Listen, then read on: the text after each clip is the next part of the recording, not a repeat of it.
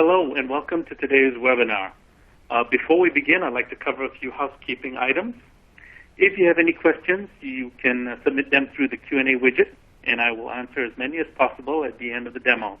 If we do run out of time, we will definitely get back to you via email with the answers.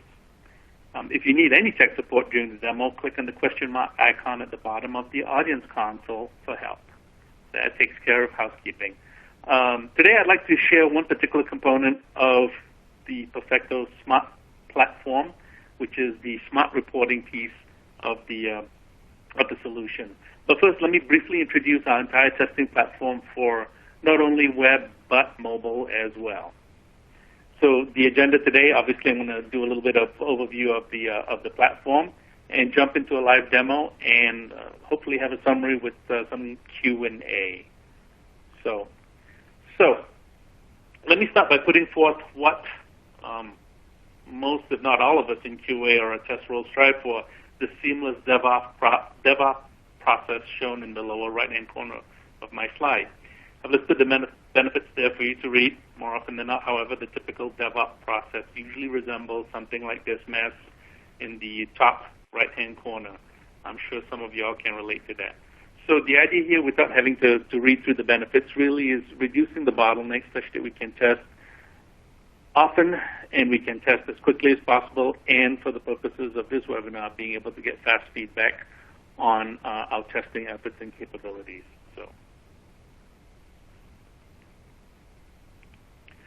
So I'm just going to populate my slide.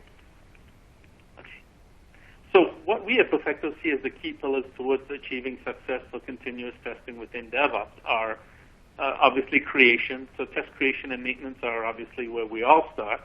It doesn't really matter what framework, open source or otherwise, as long as you adhere to obviously Selenium and Appium standards, you're covered. Likewise with your authoring tool. For example, I vary between Eclipse, IntelliJ, WebStorm, RubyMines, text editor, whatever I can get my hands on that I can type into, depending on what language and framework combination I'm required to work with. The execution piece, obviously being able to take the test that I've authored or modified and having the ability to execute my test at scale within the correct framework is a definitive must. I mean, it's one of those things where, you know, if we're unable to execute, then practically all is lost. So the next pillar really is the lab. So we've created this test within an appropriate choice of the execution framework. So we'll now need either mobile devices or a choice of browser OS combinations at scale to execute the test that we've created. Which brings me finally to today's topic, really, which is the analysis or analytics or reporting. Regardless of whether we've run 100 tests or 10,000 tests, we all want to know the results clearly. And the results must be organized and delivered in an effective way for us to consume, right? I mean, I've worked with a customer where they produce reports in 3 or 4 different portals, and it takes days for them to gather the information such that they can make an educated decision on whether to release something out of regression or go back to dev and continue to work the release itself. So as a result of being organized, the results have to obviously be organized and delivered in an effective way for us to consume. So being able to provide fast feedback, meaning I deploy a test runs within the execution in the lab, and I get to see the results shortly after all the artifacts of the report have been collated. Show me the results, please. The idea here really is to, you know, test at scale and being able to look at the output of it rather than say, well, now I've got to go to 2 or 3 different portals in order to gain access to the test results. So those are one of the pieces we will be focusing on today is the analysis. Let me just populate the slide. Okay, so hence continuous testing totally becomes an essential service. Some would say the backbone of the DevOps cycle. Again, focusing on the analytics, the analysis portion of it. I just mentioned that single pane of glass, being able to see the results of all your tests, both mobile and web, within a unified portal where I don't have to go to a portal to look at web tests or a portal to look at mobile tests, but being able to see them all within that single portal. Again, this is especially important if you think about testing a responsive site. Being able to say, I want to spin up a couple of iPhones, a couple of Android devices, being able to use Safari for iOS and Chrome for Android, as well as desktop browser OS combinations, and being able to see all of those results that says, okay, it looks as though a particular device isn't necessarily responding well to it. Let me go see what the issue is, or guess what, a particular browser OS combination could be Windows 10, Edge 14, or IE 11 is not responding well to some of the CSS or XPath capabilities. So, the ability to see those results in a pane of glass is important. Obviously, grouping and noise filtering, right? I want to see what I want to see. I don't want to go in there and look at all these test results and not be able to make heads or tails out of it. At the end of the day, what I'm trying to do is get down to where, and I think for most of us, look, a test pass, it's great. It has actually gone through and it's passed all the assertions, it's passed all of the element finds, it's passed all of the requirements.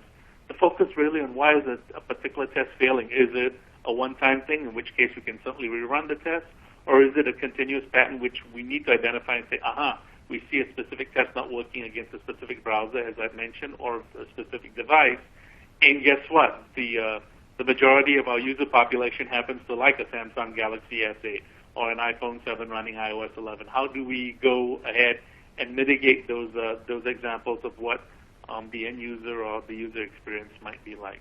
And then scalability and support, obviously being able to support large volume of test results. And I don't have a large volume of test results. I have a fair number of test results that I definitely want to share with you. So coming back to the smart continuous testing solution, we're going to focus on that upper layer today, talk about smart analysis, some of the heat maps. And heat maps are kind of an interesting topic because I think one of the things that we want to be able to see at a glance. So let's step back for a second. From a QA test perspective, I want to be able to look at my test results and identify trends. From an executive perspective, they want to be able to look at a heat map and say, hey, guess what? All of my tests are passing against Windows virtual machines, or they're passing against specific devices but not others. Can we go focus in on that particular area? So a heat map. Root cause analysis, again, what is causing the test to fail? And I'll highlight some of that in my demonstration. Cross-platform analysis, and of course the continuous integration and analysis of the data itself. Right? So without further ado, let me jump in and share my screen. So one of the first things you'll see when you get to the Perfecto portal is the screen, right? It's from here that we can select manual testing of both desktop browser OS combinations as well as devices. Codeless automation, one of our new offerings, being able to create and execute maintain tests without having to write code in the mindset of shifting testing left. And today we're going to actually focus on the analyze reports piece. So clicking on this will send me, first of all, to my CI dashboard. One of the things we do integrate with is Jenkins, Travis, Bamboo, Visual Studio, or whatever you happen to have, as long as I can input a command line into it. So from this particular dashboard, you can see that I've got 30-minute runs. I've got Amazon Blink. I'm looking for an XT2 shop and add to cart. But the idea here is to be able to come and look at this test from a test.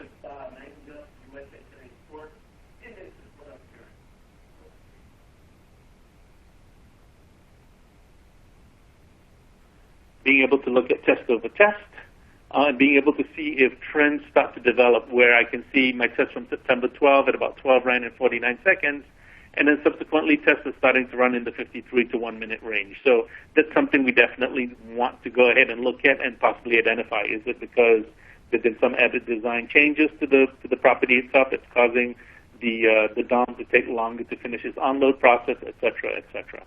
And then over here you'll see that this particular test has failed. But the idea here is to be able to pick a particular test and drill down into it and be able to see what actually happened. So here I have this Amazon search, shop, add to cart, and I can see that test over test have been successful. Again, if a test has been running successful and there's no failure block reason, then I think most of my QA and test folks will be particularly happy about that. Coming back to my CI dashboard real quick. So the ability at a top level to be able to look at how continuous integration tests are deployed and run from any of your CI/CD tools that are out there. The next piece is heat map. I talked about this earlier on, the ability to come in and look at a particular trend, so to speak, right? So here, let me just change my criteria. So in the last 24 hours, I've run 366 tests. 13 of them have failed. 330 of them have passed. That's great. 23 were blocked, and the reason they were blocked is because I was in the process of trying to open the same device twice, both from a manual perspective and an automation perspective. I just wanted to highlight that for you. But looking at this heat map, you can see from a very high level, if I was to hover over Windows Virtual Machine tests, I've run 211 of them, 5 have failed, 206 have passed. The idea, again, is to be able to drill down and look at the reports. Let me just do that and say, okay, so it looks as though I'm running a test against home delivery for the Boston Globe, as you can see. And I'm also running some CI tests from Amazon's shop, search shop, and add to cart. So if I happen to be looking down here, it looks like most of them have been successful. I can certainly go ahead and load more. But if I wanted to sort by failure block reason, I can certainly go ahead and do that. And it looks as though it's probably further down the line, but I'll get to that in a little bit. So in some of the tests that I've run, the 366 tests that I've run, the 13 that have failed, what you see here is what I wanted to highlight, this failure blocked reason, right? So in this particular test, what we see over here is for a Samsung Galaxy S8 running Android 7 with a specific resolution and my start time, I get a pass test and then a failed test and then a pass test again, and the majority of the failures here can be linked to element not found. Now, this is important, again, from a troubleshooting perspective. So, if I'm looking at this, I'm going, hey, guess what? It looks like the last 2 tests have been successful. Let's continue to monitor this and see if we get some intermittent results out of it. The idea here, again, is to zero in and look at some of these tests to say, hey, why am I getting this element not found? Does it make sense for me to investigate? So if I run another round of it, if I start to see pass, fail, pass, fail, then it's definitely something I want to go investigate. So if I actually were to click down into this and look at this particular test, this one failed with an element not found, and the reason for that is it was looking for an element by XPath known as available offers, and that was not available on the screen, right? So basically it came back and said, we're sorry, at this time the Globe doesn't offer delivery to a particular zip code. So the idea here is to be able to then drill down and say, well, why did it do that? So one of the things that I did in my code really was do some snapshots, being able to capture video, as well as add some textual files, which I didn't. But the idea here was to be able to capture the video. So I can now come ahead and play my video, and because let's see if I can slow this down. So it acquired the device. I opened my Chrome browser within my Android device, and then I entered 02110 with the space in front of it, I believe. And it came back and said, yeah, no, that doesn't look like we have availability for the zip code. So 2 things could have happened here. One is I could have done a catch try on that 02110 and said, that doesn't seem to be correct. Or I could have said, hey, if I'm faced with re-enter zip code, go ahead and re-enter zip code. Or in my case, because I didn't try a lot of catch fail, it basically threw an invalid element. It didn't find that XPath call available offers. But the idea here is to be able to come in and visually look at what actually contributed towards this element not found. And you can see that the element here was this available offer list. Some of the other integrations we do as well from within the singular fail test is the ability to say, all right, well, let me go open this device and run that test either manually or open that device and see if it's actually available or if something happened to it. So the ability to get on the actual device that the test failed on is key, because as we both know, some Galaxy S8 may vary from another Galaxy S8, and when you factor in some of the wind tunnel capabilities that we've added or enhanced to Appium, vis-a-vis the ability to go from 4G to 3G or 3G to Wi-Fi, et cetera, you want to be able to go in and say, show me exactly how this test behaved on this particular device.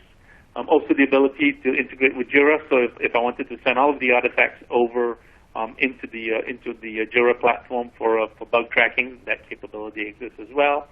And then also the ability to download the device logs, some of the vitals, the HAR files, obviously. All of those capabilities exist within this singular test itself. So coming back to this element not found, I'll scroll down here, and then I'm looking at this Android 8.0, and it says, let's see if I can see what the test name is. It's a Galaxy S9 Plus, and it says the device is not found. So in this particular case, what I'm going to do is it says, I'm calling this Galaxy S9 with an Android version of 8, and I'm calling a particular resolution, and it says the device was not found. So one of two things could have happened. The device not found could be the device physically is offline, in which case a call to your CSM or an email to your CSM will be able to straighten that or swap a device in, or the fact that the device wasn't available and I was using it with another test. In this case, it truly was the device was not found because I'm calling a device either by an incorrect device ID or I am not calling the device correctly. But as you can see, there are two main reasons for my failures here. I've got a bunch of device not found or element not found. These are critical because these, as I mentioned earlier before, will help group and filter out some of the noise behind some of the tests we're seeing. So how do I get to this failure block reason over here? One of the things you can do is these can be defined by you, Mr. User. If you were to click on this icon up here, it says those are some of the failure reasons we have. So out of the box, the application crash, an element wasn't found, an invalid XPath syntax, which is what we saw earlier on, or multiple elements found. I don't know which one to click on. And then we get down to some of the other systemic ones that have authentication not valid, external website areas. You notice that these have a particular ID behind here. And the reason for that is the ability to then implement some of the test result factory. That is, the test stop failure, for example, was authentication not valid. And basically, if I'm throwing this particular error code, the test analytics will say, what we have here is an authentication not found, and be able to subsequently tag all of your reports with that particular failure. So once again, the idea here is to be able to come in and look at a particular report library and see at a glance where some of the failures or block reasons were. I touched on heat map earlier on, which is where I was looking at this at a high level. I'll see that a lot of my iPhone 8, iPhone XS tests was iPhone 7, Windows VMs, it was a light shade of green. Most of the tests have passed, but the ones that have consistently failed, 16 tests, I've got 8 fail, 8 pass. Those are the ones that I really want to zero in because one of the things that I'm concerned about is why I'm getting inconsistent results with that particular device. So in another screen, I'm actually going to go spin up that test again. Not that you want to see my code. If you do that, you can certainly send me an email. I'll share that with you. So as I start to spin up the code within my IDE or my authoring tool, what basically happens is you'll see. Let's see if I can remove all of this and go back into live stream. What happens is you'll now see that I've gone ahead and grabbed all of these devices across different OS, both iOS and Android, as well as a Chrome desktop version to run these tests on. So being able to come in and say, all right, so let's go see what this test looks like on this particular iPhone 8 running 12.1. So one of the things I can do as a best practice, and which I didn't do over here, is actually go in and clear the cache.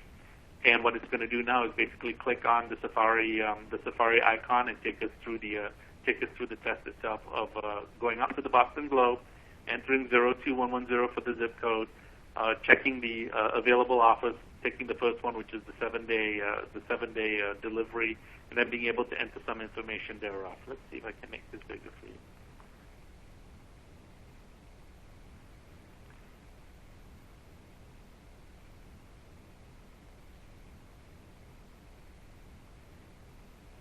I think I've added enough weak tries in there such that it'll catch it. So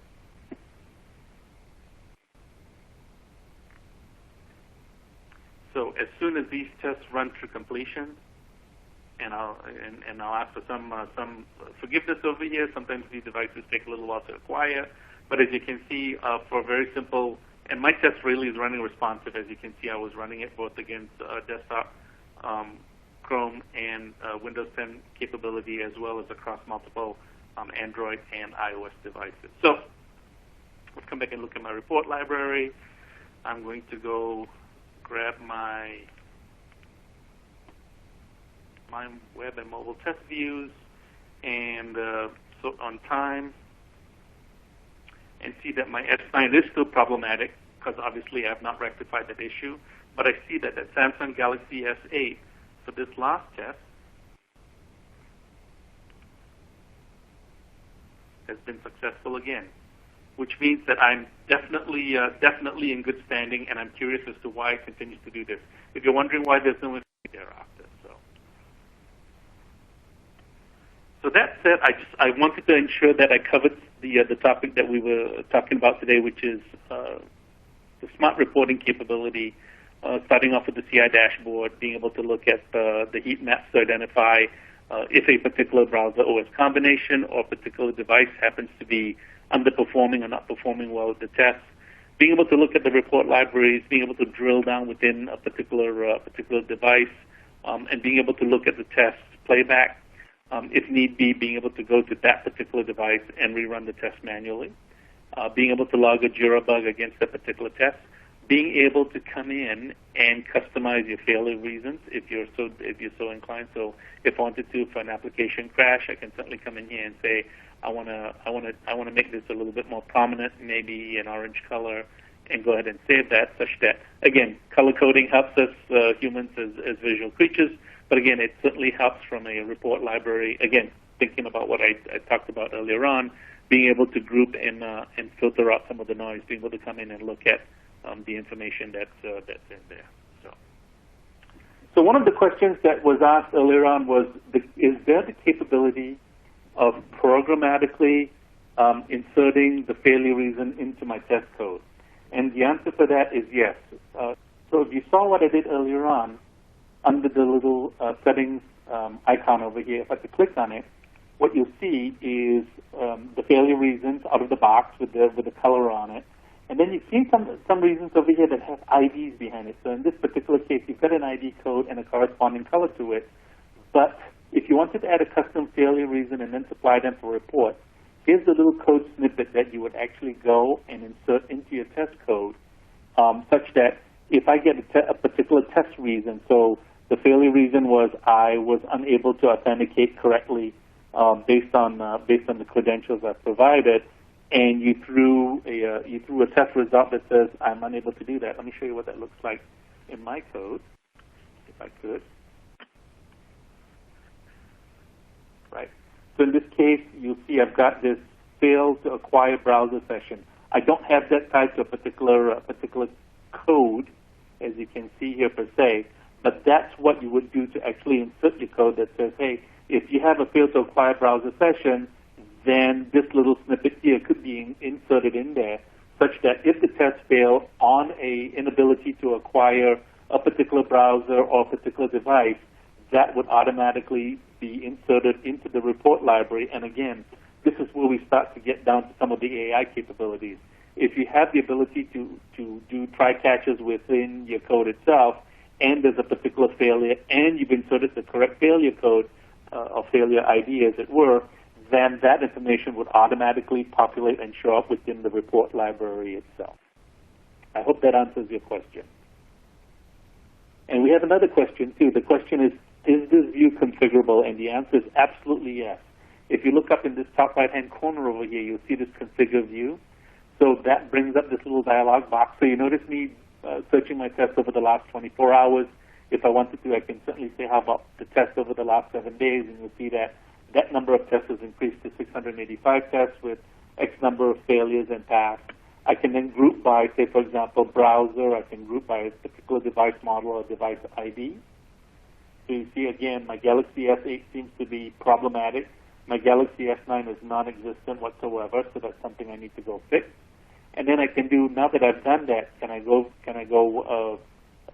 then group them by, say, for example, operating system. So you'll see that, and I don't have what I did for my test was basically try and vary the different iOS and Android versions, but you get to see that, for iPhone 7, for the particular iPad, for this iOS, it basically passed. Now, had I selected, say, for example, a bunch of, let's say, for example, iPhone 7s that run iOS 10 through 11 through 12, then what happens is if I was to expand this, then I would see different iOS versions within that iPhone 7 base actually pass itself. But as you can see, I talked about being able to filter and eliminate some of the noise, but the idea here is to be able to group by device model, then by operating system, and then at particular reasons, right? So in this case, I can have tags that are called add to cart. I've included my own name within a particular test, such that, again, it's one of those things where I can actually come in and say, show me all of my tests that I've conducted before I commit code into a pull request, or before I commit code into a branch, being able to see what tests I've actually run. So those are some of the questions we have.